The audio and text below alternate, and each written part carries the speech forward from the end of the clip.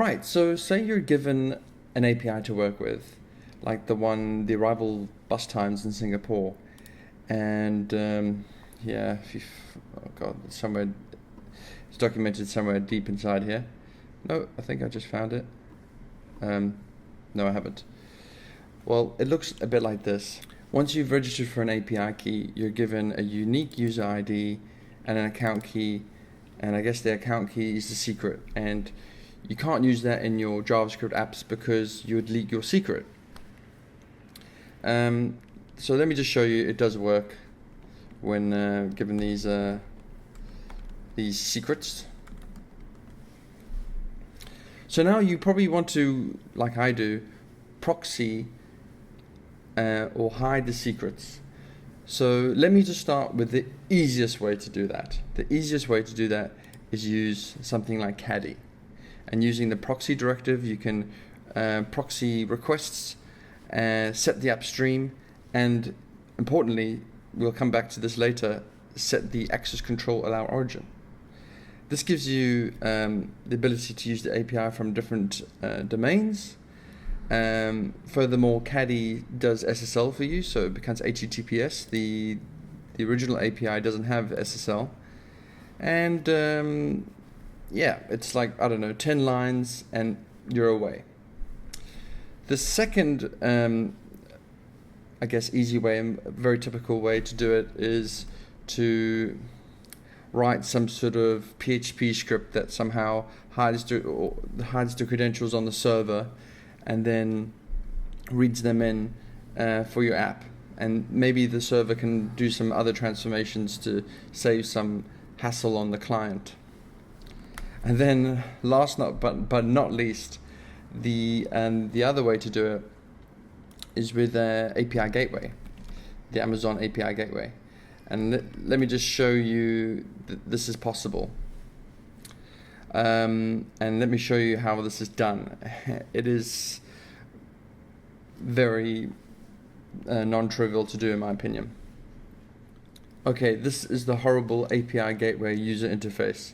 But the way to get it going is through an HTTP proxy integration.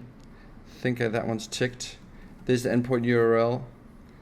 And importantly, this is where you set the account key and unique user ID, which gets passed through in the request. Now, that's fairly easy to set up. Obviously, it's got some strange things about deploying it and whatnot.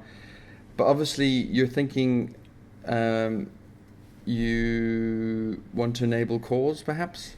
But the thing you have to remember here, this enable calls is for the front end stuff. If you read the documentation, it doesn't help you set the header when it comes with the response from the origin. And this is really painful to do. Furthermore, you probably don't want to use the URL that the API Gateway gives you. Typically, you want to put that behind CloudFront. So yeah, setting up with CloudFront, you know, the SSL certificate stuff is a bit painful if you want to do a CNAME. And there's many gotchas. For example, you know, since this is an API, you want to make sure you forward all on your query string.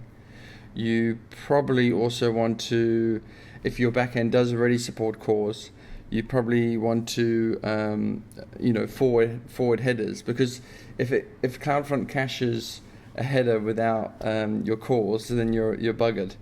But in order to set the cores header, in the case your origin doesn't have it, the way to do it is to use a viewer response Lambda function.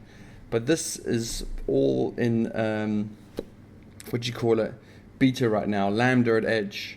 So yeah, setting up a Lambda function just to set the header, that's just another step you have to do. And obviously waiting for the CloudFront to come up, pointing Route 53 to the CloudFront, it's a lot of pain. So I just showed you, hopefully, that using Caddy is just the easiest way to do it. Like, now I have a very simple API, SSL, and I can I can do some tests with this and share a fiddle, and no secrets are being divulged. Obviously, someone can take this API and abuse it, but obviously I control the API, and if I notice any abuse, I will just cut it. Doing authentication better than that secret key is a very tricky topic. It basically requires a login and some keys exchange, but I'm not going to get into that. But as you can see, it's really nice to work from this API, and I proxied it using Caddy. It's the easiest way to do it. Use PHP, second maybe easiest way to do it. And using API Gateway, Lambda, and CloudFront, it's very painful. Thanks for watching, guys. Postscriptum, guys. I did notice while setting up CloudFront there is an option to pass custom headers, and I did give it a try, but I couldn't get it to work. So yeah, CloudFront, it's just too many options and stuff. Yeah, so consider Caddy next time, guys. Give the video a like.